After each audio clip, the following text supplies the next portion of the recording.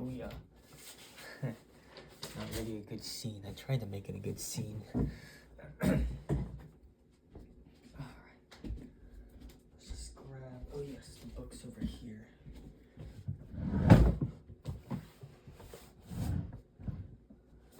Alright. Where are we at? Let's grab our water because we will definitely need that shit. Okay.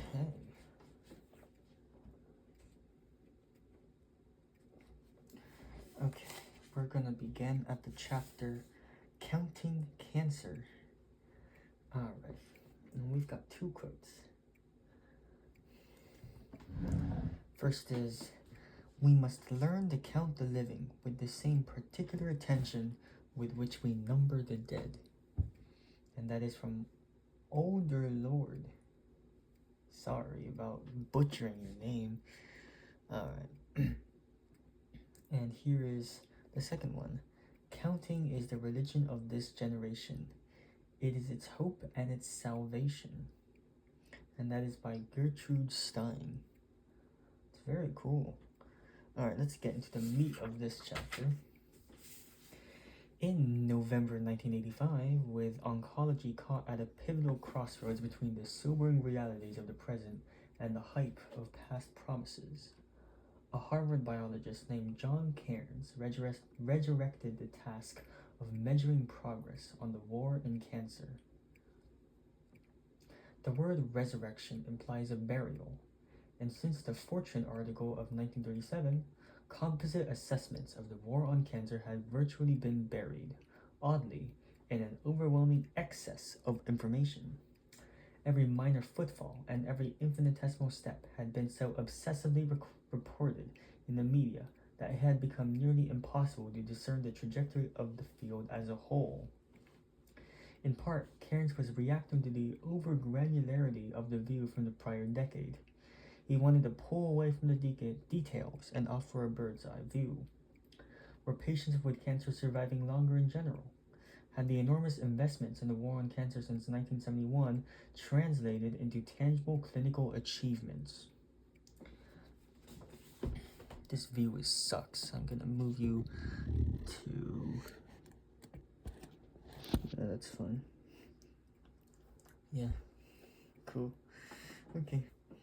To quantify progress, an admittedly hazy metric, Cairns began by revitalizing a fusty old record that had existed since World War II, the Cancer Registry, a state-of-state statistical record of cancer-related deaths, subclassified by the type of cancer involved. These registries, Cairns wrote in an article in Scientific American, yield a rather precise picture of the natural history of cancer, and that is a necessary starting point for any discussion of treatment. By poring through that record, he hoped to draw a portrait of cancer over time, not over days or weeks, but over decades.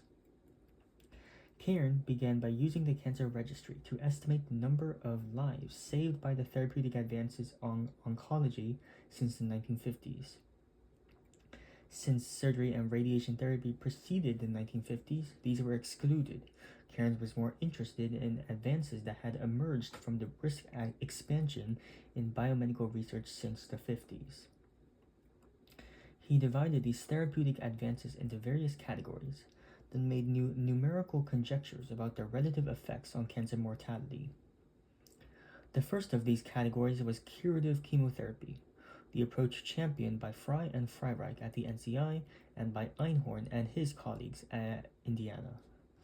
Assuming relatively generous cure rates of about 80 or 90% for the subtypes of cancer curable by chemotherapy, Cairns estimated that between 2,000 and 3,000 lives were being saved overall every year. 700 children with acute lymphoblastic leukemia, about 1,000 men and women with Hodgkin's disease, 300 men with advanced testicular cancer, and 30 women with choriocarcinoma. Variants of non-Hodgkin's lymphomas, which were curable with polychemotherapy by 1986, would have added another 2,000 lives, bringing the total up to about 5,000. But Cairns did not include these cures in his initial metric. Adjuvant chemotherapy. Chemotherapy given after surgery, as in the Bonadonna and Fisher breast cancer trials, contributed to another 10,000 to 20,000 lives saved annually. Finally, Cairns factored in screening strategies such as pap smears and mammograms that detected cancer in its early stages. These, he estimated loosely, saved an additional 10,000 to 15,000 cancer related deaths per year. The grand tally, generously speaking, amounted to about 35,000 to 40,000 lives per year. That number was to be contrasted with the annual incidence of cancer in 1985.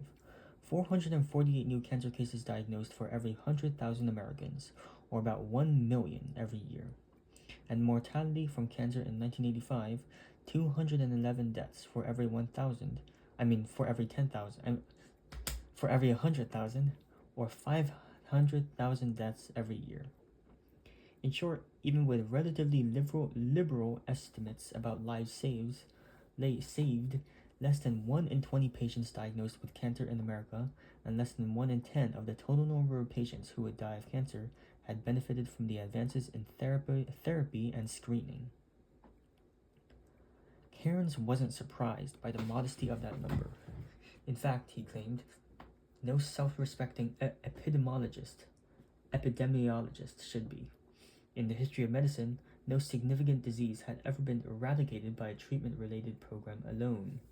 If one plotted the decline in deaths from tuberculosis, for instance, the decline predated the arrival of new antibiotics by several decades. Far more potently than any miracle medicine, relatively uncelebrated shifts in civic arrangements, better nutrition, housing, and sanitation, improved sewage systems and ventilation had driven TB mortality down in Europe and America. Polio and smallpox had also dwindled as a result of vaccinations. Cairn wrote, the death rates from malaria, cholera, typhus, tuberculosis, scurvy, pellagra, and other scourges of the past have dwindled in the US because humankind has learned how to prevent these diseases, to put most of the effort into treatment is to deny all precedent. And that is a break.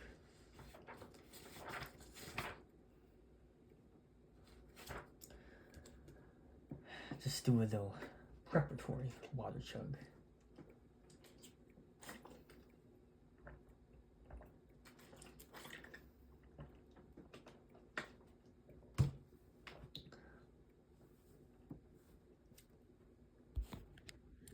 How's the view up there?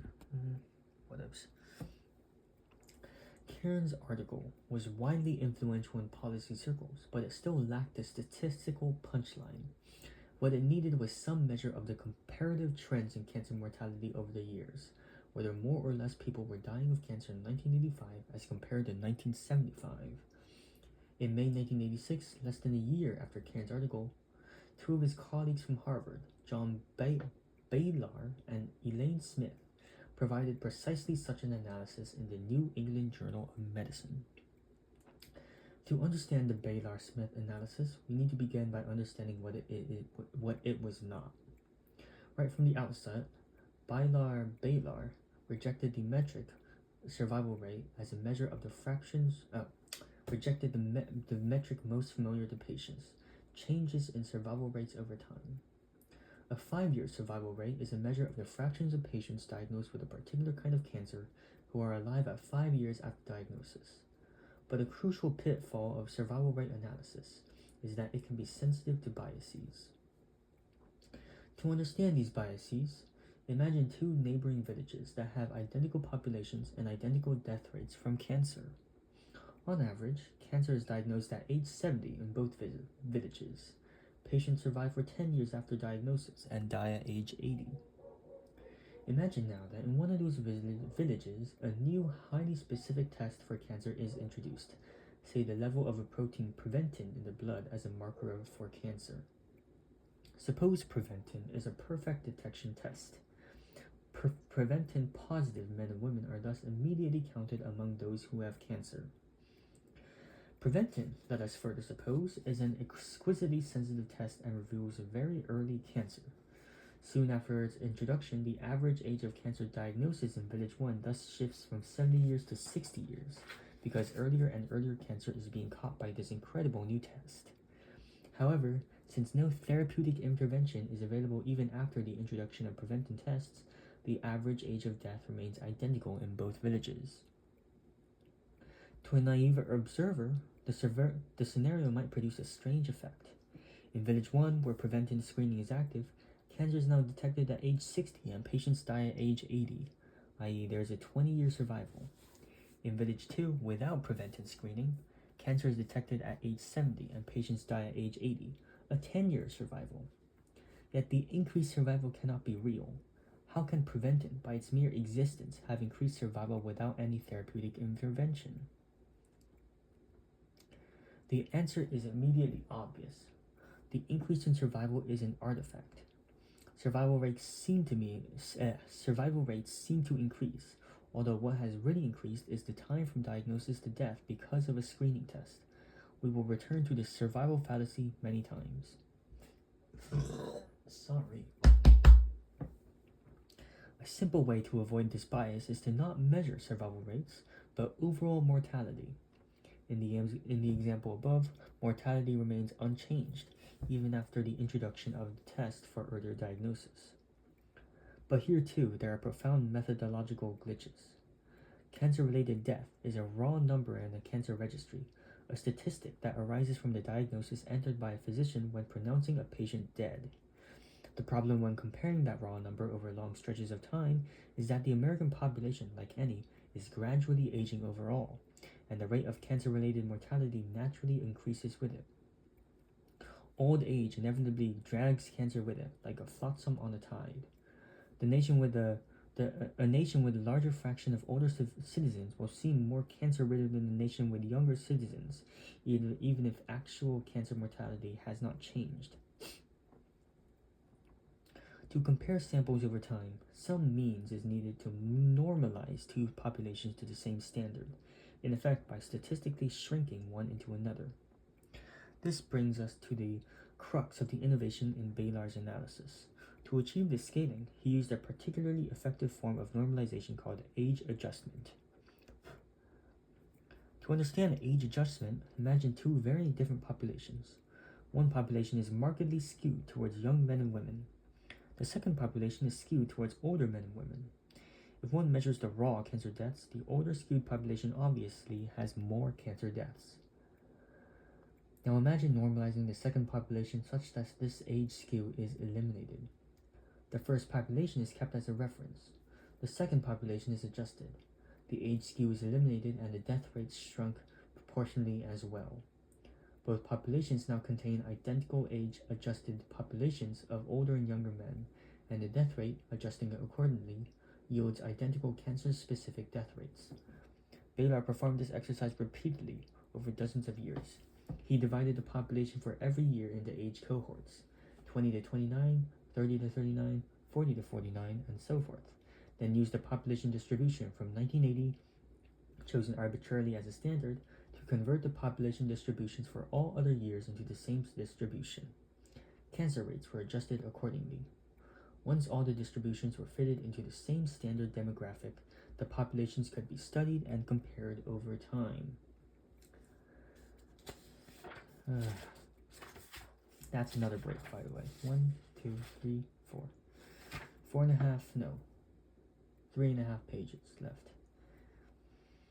Let's go. I'm pumped, dude. Let's go. Baylor and Smith published their article in May 1986, and it shook the world of oncology by its roots. Even the moderately pessimistic Cairns had expected at least a small decrease in cancer-related mortality over time. Baylor and Smith found that even Cairns had been overgenerous. Between 1962 and 1985, cancer-related deaths had increased by 8.7%. That increase reflected many factors, most potently an increase in smoking rates in the 1950s that had resulted in an increase in lung cancer. One thing was frightfully obvious. Cancer mortality was not declining in the United States. There is no evidence, Baylor and Smith wrote darkly, that some 35 years of intense and growing efforts to improve the treatment of cancer have had much overall effect on the most fundamental measure of clinical outcome, death.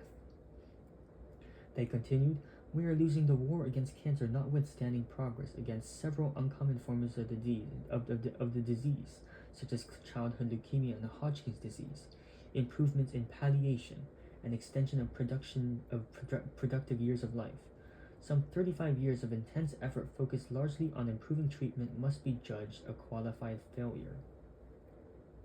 That phrase, qualified failure, with its mincing academic ring, was deliberately chosen. In using it, Baylor was declaring his own war against the cancer establishment, against the NCI, against the billion-dollar cancer treatment industry. One reporter described him as a thorn in the side of the NCI. Doctors railed against Baylor's analysis, describing him as a naysayer, a hector, a nihilist, a defeatist, and a crank. Predictably, a torrent of responses appeared in medical journals. One camp of critics contended that the Baylor-Smith analysis appeared dismal not because cancer treatment was ineffective, but because it was not being implemented aggressively enough. Delivering chemotherapy, these critics argued, was a vastly more complex process than Baylor and Smith had surmised, so complex that even most oncologists often blanched at the prospect of full-dose therapy.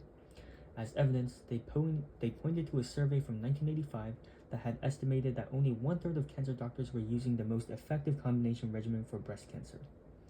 I estimate that 10,000 lives could be saved by the early aggressive use of polychemotherapy in breast cancer, as compared with the negligible number of lives, perhaps several thousand, now being saved, one prominent critic wrote. In principle, this might have been correct.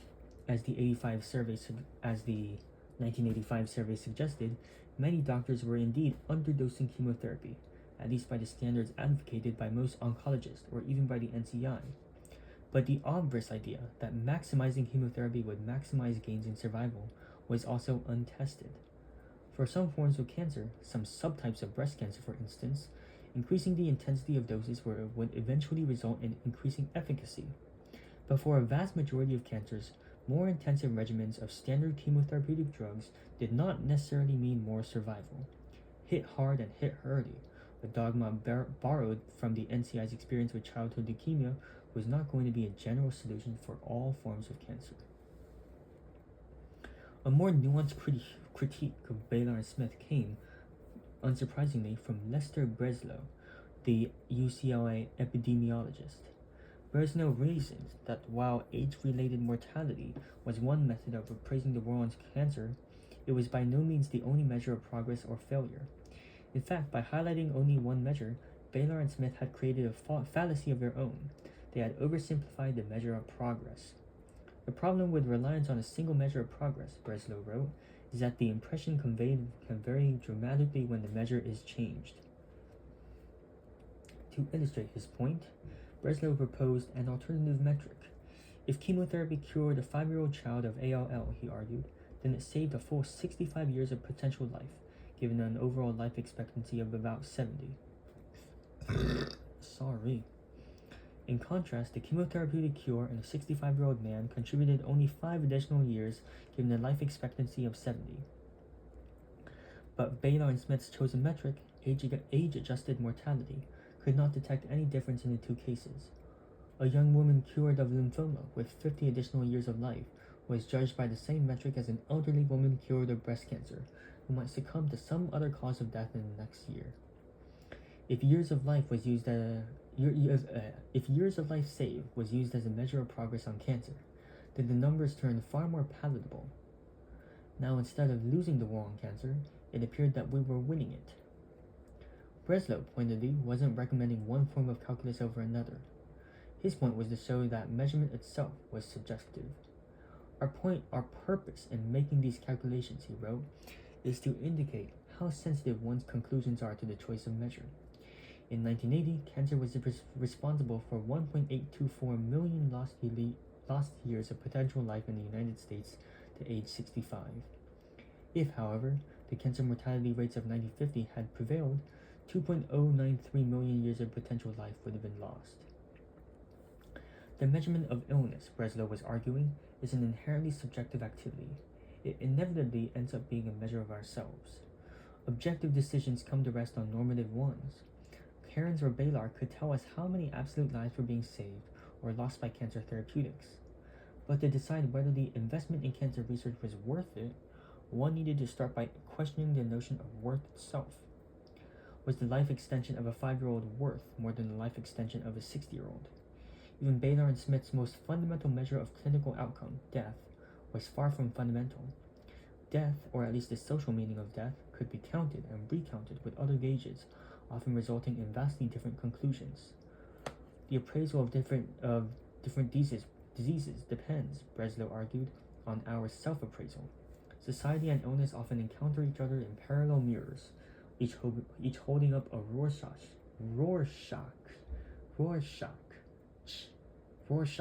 test for the other. I don't know. We got one more page, so let's just go for it. Baylor might have been willing to concede these philosophical points, but he had a more pragmatic agenda. He was using the numbers to prove a principle.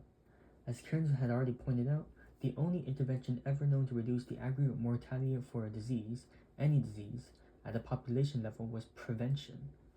Even if other measures were chosen to evaluate our progress against cancer, Baylor argued that it was indubitably true that prevention, as a strategy, had been neglected by the NCI in its ever-manic pursuit of cures. A vast majority of the Institute's grants, 80%, was directed towards treatment strategies for cancer.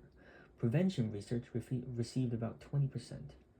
By 1992, this number had increased to 30%. Of the NCI's $2 billion research budget, $600 million was being spent on prevention research. In 1974, describing to Mary Lasker the comprehensive activities of the NCI, the director, Frank Rauscher, wrote effusively about its three-pronged approach to cancer: treatment, rehabilitation, and continuing care. That there was no mention of either prevention or early detection was symptomatic. The Institute did not even consider cancer prevention a core strength. A similarly lopsided bias existed in private research institutions. At Memorial Sloan Kettering in New York, for instance, only one laboratory out of nearly 100 identified itself as having a prevention research program in the 1970s. When one researcher surveyed a large cohort of doctors in the early 60s, he was surprised to learn that not one was able to suggest an idea, lead, or theory on cancer prevention. Prevention, he noted dryly, was being carried out on a part-time basis.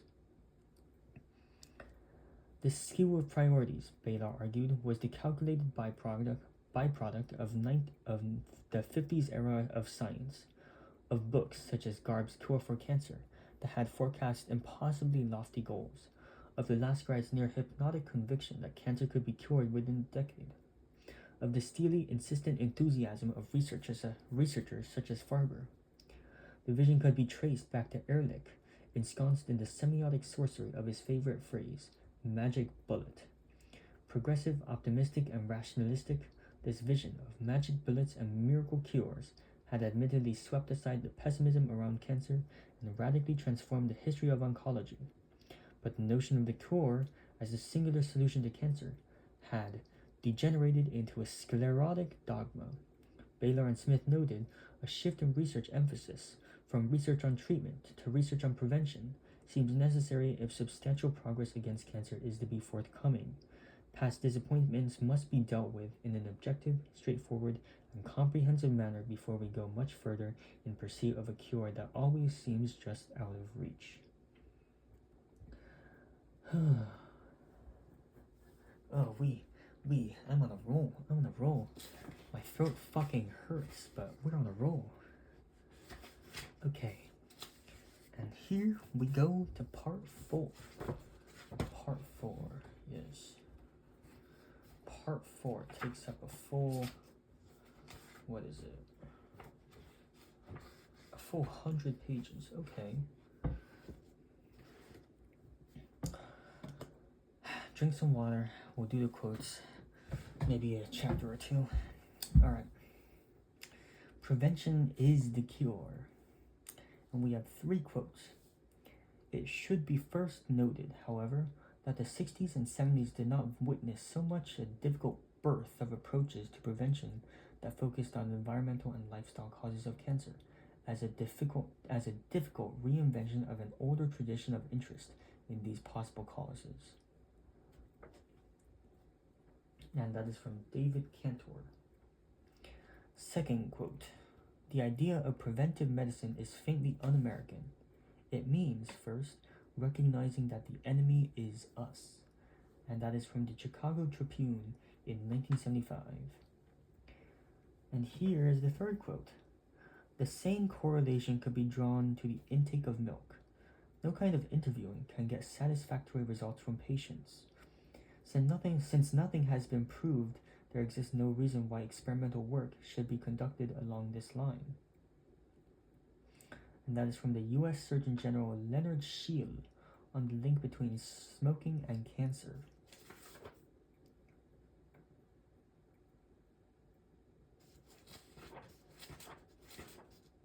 Wow, this first chapter is very short.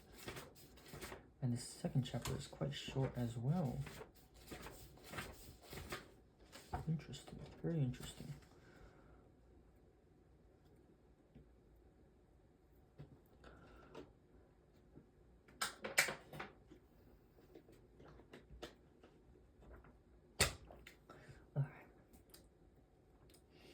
And here's a little poem to start the chapter. Coffins of Black.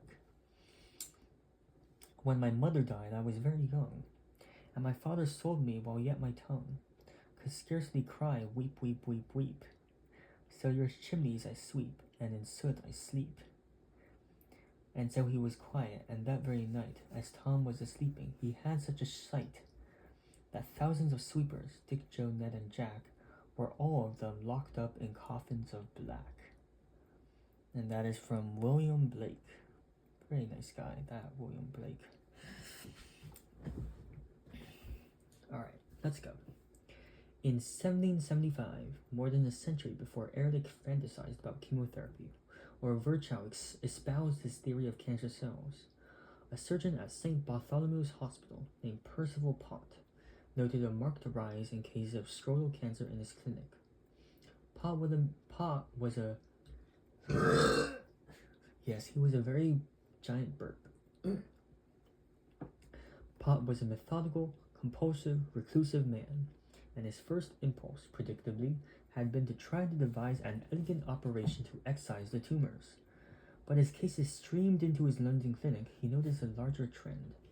His patients were almost invariably chimney sweeps or climbing boys, poor indentured orphans apprenticed to sweeps and sent up into chimneys to clean the flues of ash, often nearly naked and swathed in oil. The correlation startled Pott. "It is a disease," he wrote, "peculiar to a certain set of people. I mean that chimney sweeper's cancer. It is a disease which always makes its first attack on the inferior part of the scrotum, where it produces a superficial, painful, ragged, ill-looking sore with hard and rising edges. I never saw it under the age of puberty, which is, I assume, one reason why it is generally taken, both by patient and surgeon, for venereal, and being treated with mercurials is thereby soon and much is exasperated." I have no idea what that meant, but let's go. Pott might easily have accepted this throwaway explanation. In Georgian England, sweeps and climbing boys were regarded as general cesspools of disease. Dirty, consumptive, syphilitic, pox-ridden, and a ragged, ill-looking sore, easily attributed to some sexually transmitted illness, was usually treated with a toxic mercury-based chemical and otherwise shrugged off. Syphilis, as the saying ran, was one night with Venus, followed by 1,000 nights with Mercury. But Pott was searching for a deeper, more systematic explanation. If the illness were venereal, he asked, why, of all things, the predilection for only one trade? If a sexual sore, then why would it get exasperated by standard emollient drugs? Frustrated, Pott transformed into a reluctant epidemiologist. Rather than devise new methods to operate on these scrotal tumors, he began to hunt for the cause of this unusual disease. He noted that sweeps spent hours in bodily contact with grime and ash. He recorded that minute invisible particles of soot could be found lodged under their skin for days, and that scrotal cancer typically burst out of a superficial skin wound that tradesmen called a soot wart. Sifting through these observations, Pott eventually pinned his suspicion on chimney soot lodged chronically in the skin as the most likely cause of scrotal cancer. Pott's observation extended the work of the Paduan physician Bernardino Ramazzini.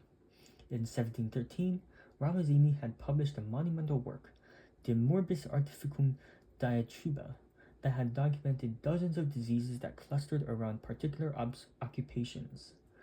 Ramazzini called these diseases morbis artificum, man-made diseases. Soot cancer, Pott claimed, was one such morbis artificum, only in this case a man-made disease for which the inciting agent could be identified. Although Pott lacked the vocabulary to describe it as such, he had discovered a carcinogen. The implications of Pott's work were far-reaching. If soot, and not some mystical numinous humor, a la Galen, caused scrotal cancer, then two facts had to be true. First, external agents, rather than imbalances of internal fluids, had to lie at the root of carcinogenesis, a theory so radical for its time that even Pott hesitated to believe it. All this makes it, at first, a very different case from a cancer which appears in an elderly man, whose fluids are becoming acrimonious from time.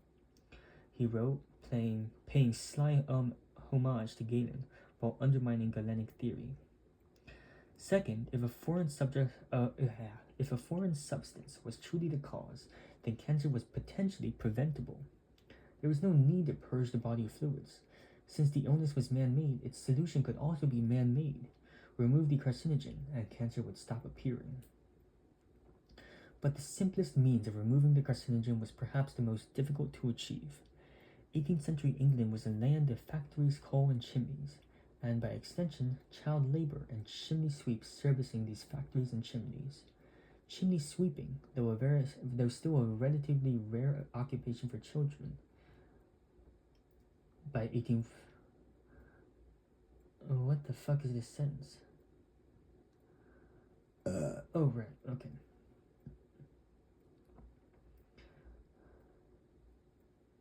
Chimney sweeping, though still a relatively rare occupation for children, was emblematic of an economy deeply dependent on children's labor. Orphans, often as young as 4 or 5 years old, were apprenticed to master sweeps for a small price. "I want an apprentice, and I am ready to take him," says Mr. Gamfield, the dark, malevolent chimney sweep in Dickens' Oliver Twist. By an odd stroke of luck, Oliver is spared from being sold to Gamfield, who has already sent 2 previous apprentices to their deaths by asphyxiation in chimneys. But political winds changed. By the late 18th century, the embarrassing plight of London's climbing boys was publicly exposed, and social reformers in England sought to create laws to regulate the occupation. In 1788, the Chimney Sweepers Act was passed in Parliament, preventing master sweeps from employing children under 8. Children over 8 were allowed to be apprenticed. In 1834, the age was raised to 14, and in 1840, 60 years. 16, sorry. By 1875, the use of young climbing boys was fully forbidden, and the profession vigorously policed to prevent infractions. Pott did not live to see the changes. He contracted pneumonia and died in 1788. But the man-made epidemic of scrotal cancer among sweeps vanished over several decades. And that was a break. We have 1, 2.5. Cool. Drink some more water.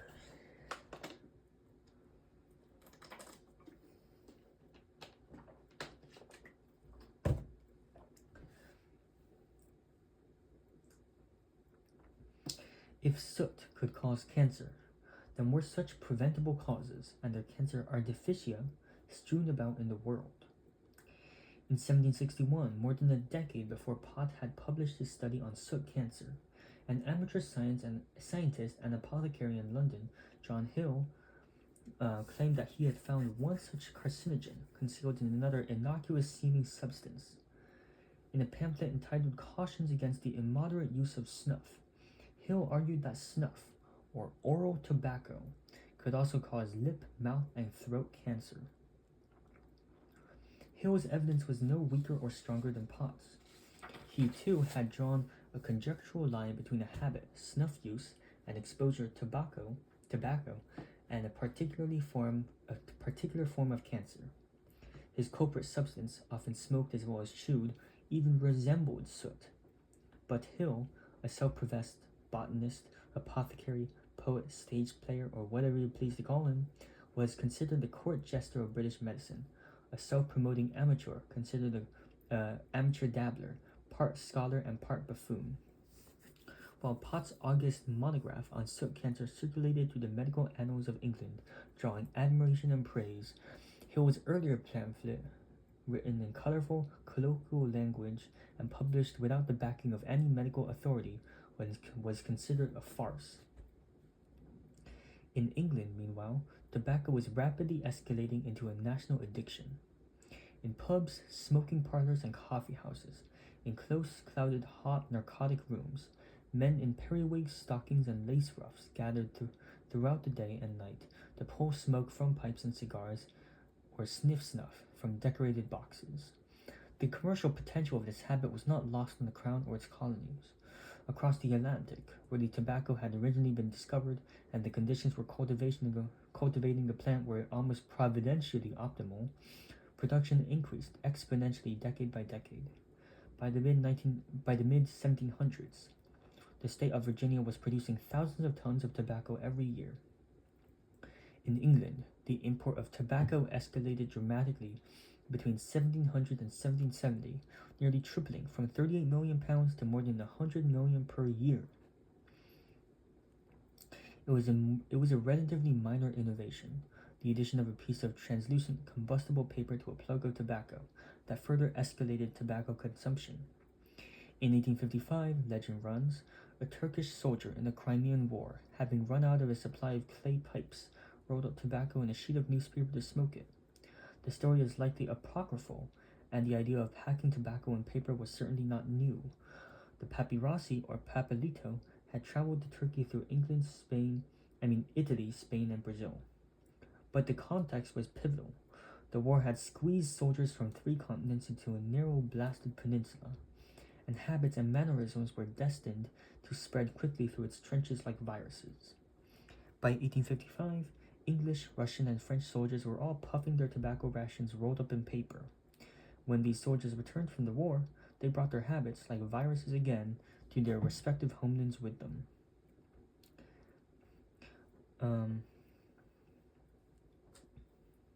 The metaphor of infection is particularly apposite, since cigarette smoking soon spread like a fierce contagion all throughout these nations and leapt across the Atlantic to America. In 1870, the per capita consumption in America was less than 1 cigarette per year. A mere 30 years later, Americans were consuming 3.5 billion cigarettes and 6 billion cigars every year. By 1953, the average annual consumption of cigarettes had reached 3,500 per person. On average, an adult American smoked 10 cigarettes a day, an average Englishman 12, and a Scotsman nearly 20. Like a virus too, the cigarette mutated, adapting itself to a diverse context. In the Soviet gulags, it became an informal currency among English suffragettes, a symbol of rebellion, among American suburbanites of rugged machismo, among disaffected youth of generational rift. In the turbulent century between 1850 and 1950, the world offered conflict, atomization, and disorientation. The cigarette offered its equal and opposite salve, camaraderie, a sense of belonging, and the familiarity of habits. If cancer is the quintessential product of modernity, then so too is its principal preventable cause, tobacco.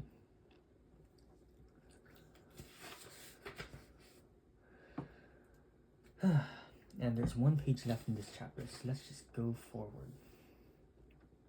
It was precisely this rapid viral ascendancy of tobacco that made its medical hazards virtually invisible. Our intuitive acuity about statistical correlations, like the acuity of the human eye, performs best at the margins. When rare events are superposed against rare events, the association between them can be striking. Pott, for instance, had discovered the link between scrotal cancer and chimney sweeping, because chimney sweeping, the profession, and scrotal cancer, the disease, were both uncommon enough that the juxtaposition of the two stood out starkly like a lunar eclipse, two unusual occurrences in precise overlap. But as cigarette conditions escalated into a national addiction, it became harder and harder to discern an association with cancer. By the early 20th century, 4 out of 5, and in some parts of the world, nearly 9 of 10 men were smoking cigarettes. Women would soon follow. And when a risk factor for a disease becomes so highly prevalent in a population, it paradoxically begins to disappear into the white noise of the background. As the Oxford epidemiologist Richard Peto put it, by the early 1940s, asking about a connection between tobacco and cancer was like asking about an association between sitting and cancer. If nearly all men smoked, and only some of them developed cancer, then how might one tease apart the statistical link between one and the other? Even surgeons who encounter lung cancer most frequently could no longer perceive any link. In the 1920s, when Evarts Graham, the renowned surgeon in St. Louis who had pioneered the pneumonectomy, the resection of the lung to remove tumors, was asked whether tobacco smoking had caused the increased incidence of lung cancer, he countered dismissively, "So has the use of nylon stockings." Yeah. My mouth is starting to disintegrate.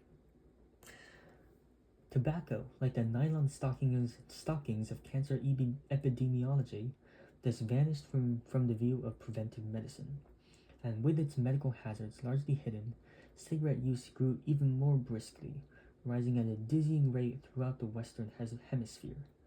By the time the cigarette returned to visibility as arguably the world's most lethal carrier of carcinogens, it would be far too late. The lung cancer epidemic would be in full spate, and the world would be so deeply, inextricably ensconced, as the historian Alan Brandt once characterized it, in the cigarette century. And that was the chapter. 1, 2, 3, 4, 5, 6, 7. How are we doing this? 42 minutes?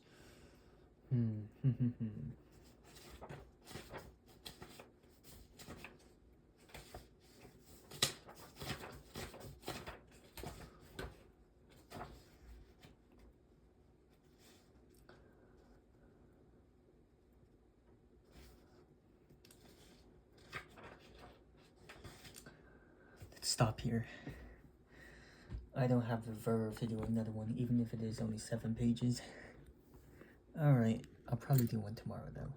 See ya, guys.